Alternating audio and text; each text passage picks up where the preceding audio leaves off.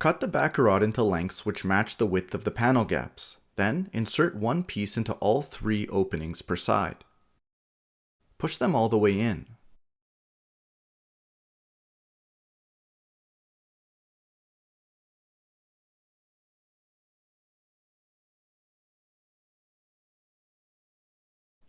Then, plug the booth into a nearby electrical outlet and test that both the light and the dimmer are functional.